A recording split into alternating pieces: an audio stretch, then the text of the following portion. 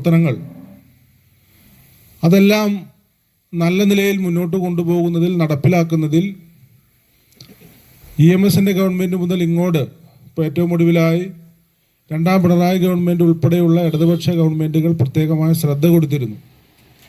ഓരോ ഇടതുപക്ഷ ഗവൺമെൻറ്റുകളുടെ ഭരണകാലയളവും പരിശോധിക്കുമ്പോഴും അത്തരത്തിലുള്ള ക്ഷേമ പ്രവർത്തനങ്ങൾ, പുതിയ ആശയങ്ങൾ നമ്മുടെ സമൂഹത്തിനകത്ത് നടപ്പാക്കിയെന്ന് മാത്രമല്ല, അതിനകത്തെല്ലാം കാലാനുസൃതമായ വർധനവും മാറ്റങ്ങളുമെല്ലാം നമ്മൾ കൊണ്ടുവരാൻ വേണ്ടി ശ്രമിച്ചിട്ടുണ്ട്.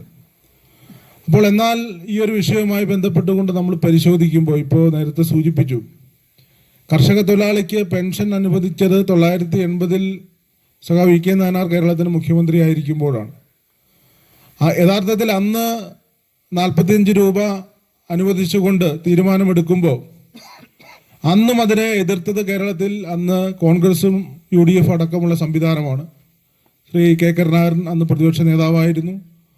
അദ്ദേഹത്തിൻ്റെ നേതൃത്വത്തിലാണ് നിയമസഭയ്ക്കകത്തും പുറത്തുമെല്ലാം ആ 45 രൂപ കർഷക തൊഴിലാളികൾക്ക് കൊടുക്കുന്നത് പോലും അത് അനാവശ്യമാണ്, അത് പ്രായോഗികമല്ല എന്ന് പറഞ്ഞുകൊണ്ട് നിലപാട് സ്വീകരിച്ച അതേ സംവിധാനത്തിൻ്റെ ആളുകളുടെ പിന്മുറക്കാരാണ് ഇപ്പോൾ വീണ്ടും അധികാരത്തിലെത്തുമ്പോൾ ആ ക്ഷേമ പ്രവർത്തനങ്ങളെ, ക്ഷേമ പദ്ധതികളെ അപ്പാടെ അട്ടിമറിക്കുന്നതിന് വേണ്ടിയിട്ടുള്ള സമീപനം സ്വീകരിക്കുകയാണ്.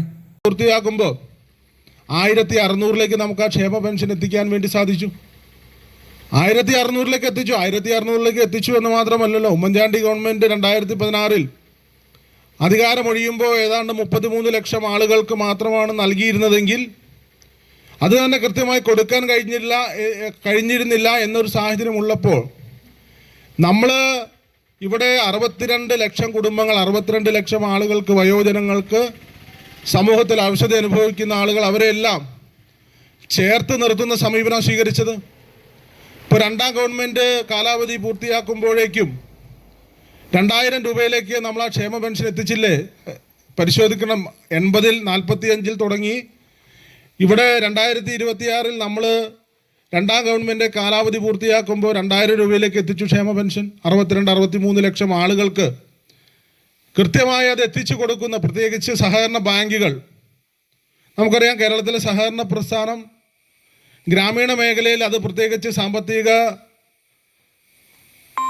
മേഖലയ്ക്കകത്ത് വളരെ കൃത്യതയോടുകൂടി ഇടപെട്ട് പോകുന്ന ഒരു സംവിധാനമാണ്. ആ സഹകരണ മേഖലയിൽ വഴിയാണ് നമ്മൾ ഈ ക്ഷേമ പെൻഷൻ ഈ വയോജനങ്ങളുടെ കൈകളിലേക്ക് എത്തിച്ചു കൊടുക്കുന്ന നിലയിലുള്ള സമീപനം ഗവൺമെൻറ് സ്വീകരിക്കുകയാണ്. ഇപ്പോൾ കർഷക തൊഴിലാളികളോ അല്ലെങ്കിൽ ക്ഷേമ പെൻഷൻ വാങ്ങുന്ന ആളുകൾ മാത്രമല്ലല്ലോ, എല്ലാ വിഭാഗം ജനങ്ങളും ആ നിലയിൽ വലിയ ബുദ്ധിമുട്ടും പ്രതിസന്ധിയും ഒക്കെ നേരിടുന്ന നിലയിലേക്ക് അവരുടെ ജീവിത സാഹചര്യം മാറുകയാണ്.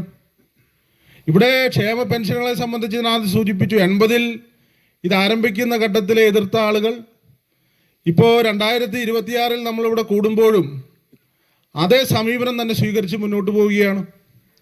ഇപ്പോൾ കഴിഞ്ഞൊരു 10 വർഷക്കാലത്തൊരു അനുഭവം നമ്മൾ പരിശോധിക്കുമ്പോൾ എന്താ സ്ഥിതി? 2016-ൽ ഞാനിപ്പോഴും ഓർക്കുന്നു, ഈ പ്രദേശത്തൊക്കെ ഇടതുപക്ഷ ജനാധിപത്യ മുന്നണിയുടെ സ്ഥാനാർത്ഥിയായി വോട്ട് ചോദിച്ച് കടന്നു വരുന്ന വേളയിൽ പ്രധാനപ്പെട്ട തെരഞ്ഞെടുപ്പ് വാഗ്ദാനങ്ങളിൽ ഒന്ന്, ഇടതുപക്ഷ ജനാധിപത്യ മുന്നണി ഗവൺമെൻറ് അധികാരത്തിൽ വന്നാൽ ക്ഷേമ പെൻഷൻ 600-ൽ നിന്നും 1000-ആക്കി വർദ്ധിപ്പിക്കുമെന്നും, മുൻ ഉമ്മൻചാണ്ടി ഗവൺമെൻറ്റിൻ്റെ കാലത്ത് കുടിശ്ശികയുണ്ടായിരുന്ന 18 മാസക്കാലത്തെ കുടിശ്ശികയടക്കം കൊടുത്തു തീർക്കുമെന്നുള്ള ഒരു പ്രധാന വാഗ്ദാനം ജനങ്ങൾക്ക് മുൻപാകെ വെച്ചിരുന്നു. പിണറായി വിജയൻ്റെ നേതൃത്വത്തിലുള്ള രണ്ടാം ഗവൺമെൻറ് അടക്കമുള്ള ഗവൺമെൻറ്റുകൾ, അതിനിടയിൽ പലപ്പോഴും മാറി മാറി വന്നിട്ടുള്ള UDF ഗവൺമെൻറ്റുകൾ, ഒടുവിൽ മുഖ്യമന്ത്രിയായിരുന്ന ശ്രീ ഉമ്മൻചാണ്ടി അടക്കമുള്ള ആളുകൾ, അത്തരം ഗവൺമെൻറ്റുകൾക്കോ അത്തരം മുഖ്യമന്ത്രിമാർക്കോ ഒന്നും നേരിടേണ്ടി വരാത്ത വലിയ എതിർപ്പാണ് 3